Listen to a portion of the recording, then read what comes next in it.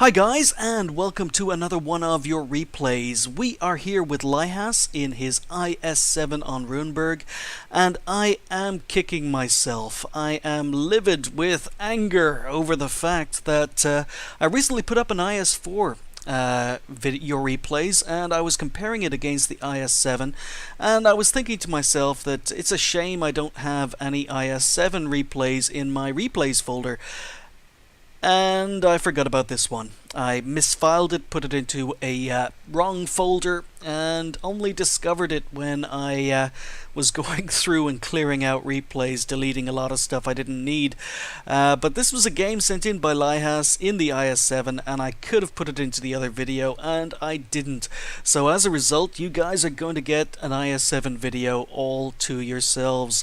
It's going to be on its own. Now, I'm going to do something a little bit different, because in the IS-4 video, I was talking about the beaked nose on the IS-7, and you can see the beak on the front of the tank, and I was talking about how good the armor was. Now, I've been using Tank Inspector for a long time, and I don't really put it into my videos because I like to keep things simple. I mean, I like to say, listen, this tank has great frontal armor, but I don't want to go into all the specifics. But because there's only one video in this particular replay batch, I thought I would show you what I was talking about. And we are just going to be heading into Tank Viewer. So this is Tank Viewer, and I know some other people use this when they're making their videos. I don't. I like to keep things simple. I like to say if a tank has good frontal armor, it has good frontal armor. I don't like to go into all the details. I like to keep things simple. But if this is something you do want to see more of in my videos, let me know. It's a bit of a pain in the ass, if I'm honest, because it takes longer to record a video, it takes longer to render it. Need to have multiple programs open, but if it's something you want, then let me know, and it'll be something I'll put into future videos. So in my IS-4 replay, I was talking about the beaked nose and the amazing frontal armor on the IS-7. Now, if we go into the collision mode, we can see the different armor values here, and we're just going to start at the top. So 270 millimeters of armor is absolutely fantastic, but it is only around the tip of the beak. The very edge between the upper glacis and the lower glacis. You can actually see it here. So this is the one place on the IS-7 you absolutely do not want to hit. You are never going to pen that pretty much from any angle. But we'll move down to the 240 millimeters of armor, and you can see that the front of the turret extremely well armored at 240 millimeters, and again the sloping on this armor means that it's pretty much going to be an auto bounce most of the time. We move down to the 210. It's weaker on top with 210 millimeters, but again you can see that the armor is very sloped. It's at an angle, and shots here are more than likely going to bounce. Moving to 185, and you can see that that's the side of the turret. Again, it's going to be sloped, but you can pen the side of the turret if you've got a high penetrating gun. Don't try it with a 122, but you'll be able to do it with pretty much any gun with over 200 millimeters of penetration. We'll move on to the 150, and you can see that the front of the tank is only 150 millimeters thick. But what's interesting here is that the upper glacis and the lower glacis are exactly the same. So on most tanks you would consider the lower glacis weaker.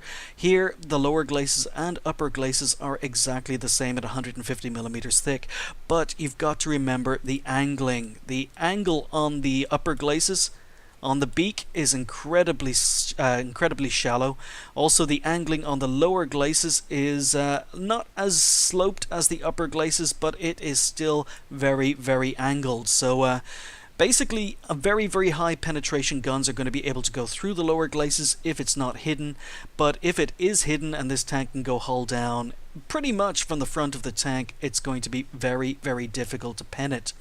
If we continue on and we take a look at the 140, there is a weak spot on the front of the tank. if you can see here, just behind the viewport on the front of the tank, there is a weak spot of only 140 millimeters thick.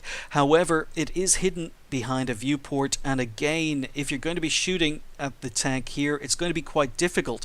It's also very, very flat, so there's a very good chance you're going to bounce if you're shooting it head on. However, if you're in a tall tank and you're face hugging and actually have the gun depression, you might be able to sneak some shots in here. But it is difficult to pen unless you are shooting down at it. The 100 millimeters of armor refer to the sides, and again, when I was talking about the IS-4, I talked about the weak side armor on an IS-7. You can see it here. It's only got 100 millimeters of armor on the side. Now, it does have some spaced armor on the side, but this spaced armor is only, where do we go? It's only 20 millimeters thick. You can see 20 millimeters of spaced armor on the side, and under that 20 millimeters of spaced armor, you've got 100 millimeters of hull armor. So again, even the spaced armor is not guaranteed to save the IS-7 from shots to the side, and pretty much most guns are going to be able to pen the IS-7 from the side. Now, you'll also notice on the armor profile that when this tank is head on, it is a mobile bunker. I talked about that in the IS-4 video. One of the problems the IS-4 has, or the IS-7 has, I beg your pardon, is that when it tries to angle, it starts to expose its 100 millimeters of armor, which can be easily overmatched by, again, a lot of guns in the game. But even an angle like this, you will bounce shots, but there are some guns that will go through it. So even the slightest angle, you're going to start exposing this 100 millimeters of side armor. If you're coming around corners, you're going to be exposing quite a lot of it. And as I say, you can shoot it above the tracks, and you can actually shoot it through the spaced armor because it doesn't have a lot of spaced armor. So the sides are not as good as the IS-4, and that makes this tank a little bit more vulnerable when you can actually get to its side or get to its rear, which you can see is also only 100 millimeters thick. Speaking about the rear armor, the rear of the turret is only 94 millimeters thick, and you've got this large square engine block on the back, and that is only 70 millimeters thick. So basically, the side and rear armor is quite weak on this tank, and if you can flank it, if you can get to its sides, if you can get to its rear, you will be able to pen it, and you will be able to damage it far more easily than you will an IS-4. So really, you need to keep the IS-4 as front-facing to the enemy as you can.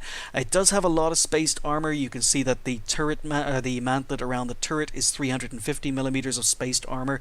No point in even shooting it there. The top of the turret or the mantlet is 240 spaced armor. You've got 110 millimeters of spaced armor somewhere, but I can't find it.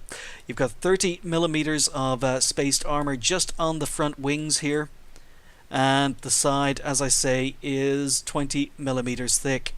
So getting back to the replay, and mentioned in a previous video, the IS-7 really needs to stay head on to its enemies. It can side scrape, it can bounce shots, but it's not going to do it as reliably as an IS-4 is. However, we're just going to start the replay here. The IS-7 does have much better frontal armor than the IS-4, and it is far more mobile. It may be quite sluggish to start off, but as you can see, Lihas is picking up speed quite easily here, and he's going to be moving into town.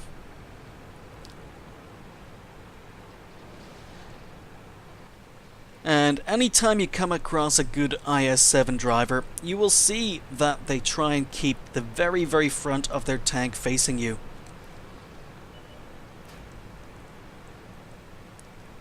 So Lihas is moving down, he's being very aggressive.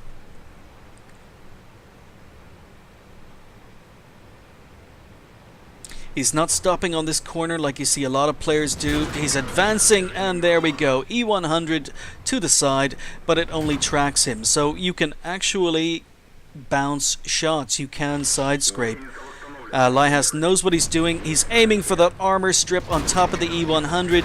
Gets a good shot in, and unfortunately gets tracked again. An ST1 pokes the corner. This is exactly what I was saying. IS-7 fantastic frontally, but when you get flanked, enemy tanks are able to pen you with no problems, and the ST-1 managed to do it there. So Lihas has taken 377 damage from the ST-1, but he comes out, he advances, he's aggressive, the tank is much faster than the IS-4, he's able to get a shot into the ST-1 for some measure of revenge. There's a VK-4502B here, and Lihas is aiming for its lower glacis, decides to go for a shot on the side of the E-50M instead, but he is bouncing shots. He is presenting the front of his tank to the enemy. The only damage he's taken so far is when a tank got to his side. So he bounces on the front of the ST-1. Unfortunately, that shot goes a little bit high. He was aiming for the lower glacis, but now he's being flanked and he has to turn his tank. And even though he was turning his tank, let's pause it there to see where that shot went in. Even though he was turning his tank, the E-100 was still able to get a shot. This is exactly what I meant here.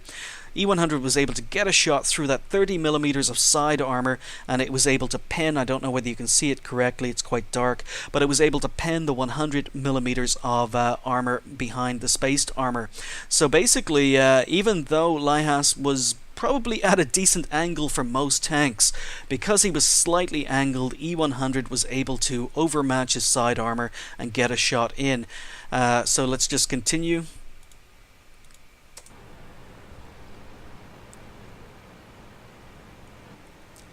So he advances, and he is slightly angled against the Leva, but even so, the Leva bounces on his beak.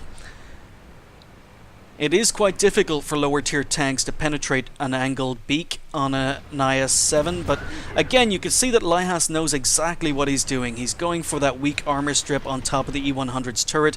Now a 110 arrives, and the 110 can't pen him from the side. Goes for the viewport on the E-100. And again, he's turning his tank. Look how he turned the front of his tank towards that 110. He turned the front. Excuse me, he turned the front. 110 bounced. Leva, lower tier tank, and it's going to have problems penning him even when he is presenting the side of his beak. Again, doing a little bit of side scraping, and as I say, the tank can side scrape, but I just think the IS-4 is better at it. So he's advancing, going for a shot to finish off the Leva, and manages to. So Lihas is up to 3,400 damage now.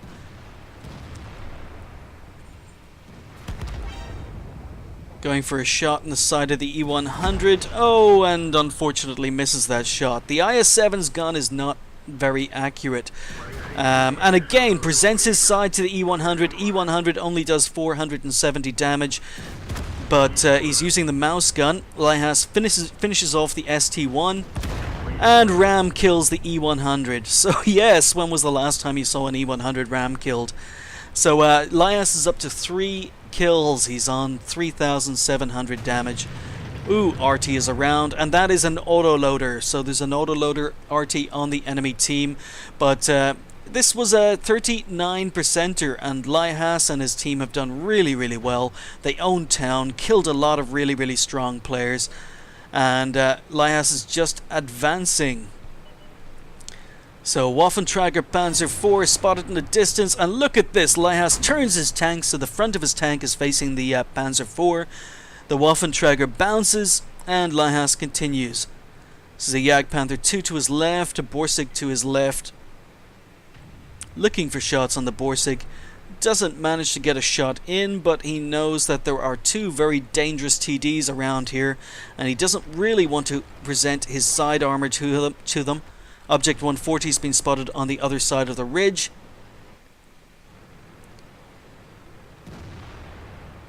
And Lihas decides to go for it, turns the corner. Doesn't manage to get a shot in on the Waffenträger Panzer IV. Again, presenting his side, but even so, the Waffenträger bounces. So Lihas is going for a second shot in the Waffenträger. He just got hit by RT. RT's just put a shot into him, and another shot. I gotta love autoloader RTs. So Lihas backs away. He's keeping the front of his tank towards the Waffenträger. Now Jagdpanther II is trying to flank him, and again Lihas is turning. He's trying to keep the front of his tank to enemy tanks. Jagd Panther 2 gets taken out. Lihas is on 4 kills, has done 5k damage, and just 1 RT left on the enemy team. He was last shooting Lihas. The shots looked, yeah, that's where the shots looked as if they were coming from. So Lihas is trying to get a shot.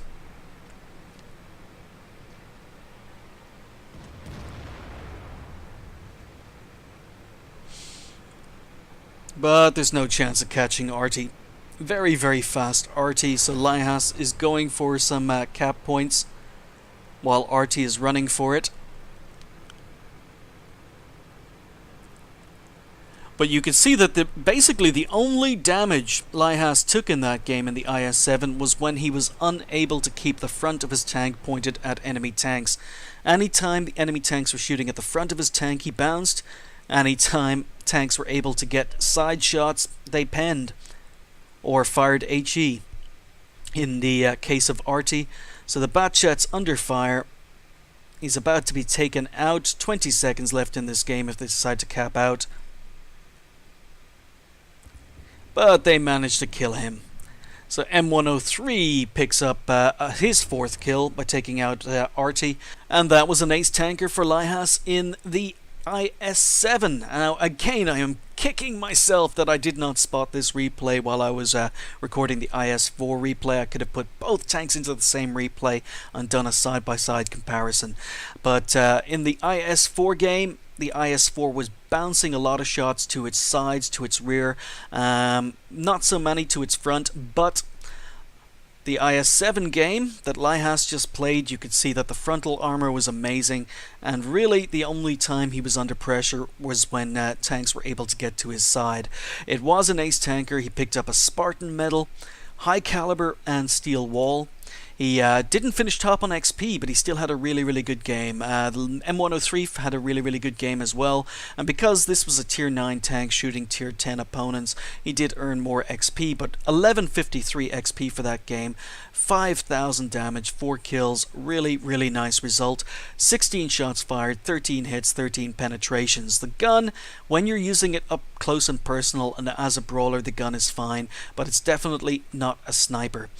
He received 18 hits, 10 of which bounced, 8 penetrations, but his tracks did eat quite a few of those. He blocked 5,250 damage with his armor, spotted 3, damaged 6, destroyed 4, and did 1,700 assistance damage. He even managed to do 29 base capture points at the end. He earned 44,000 credits for that game, and again, in a tier 10 heavy, that's always nice when you can get a good credit total. 1729 XP on a ×2 event on a special where he got 432 extra XP, left him on 3,890 again with a premium account. Really, really nice game, and if you watch the IS-4, your replay from Hans DK, and the IS-7 replay, this one from Lihas, back to back, you'll pretty much see the strengths and weaknesses of either tank. Really, really nice replay from Lihas. Thank you very much for submitting it. Really, really enjoyed the game, and it is a shame I did not spot it before now, but I just have so many replays I need to sort through. So thank you guys for watching. Hope you enjoyed a little bit of IS-7 action. Oh, and I almost forgot. Please let me know if you want more Tank Viewer. It does take a little bit more time, but if you want to see it in the videos more, just let me know. And I'll see you next time.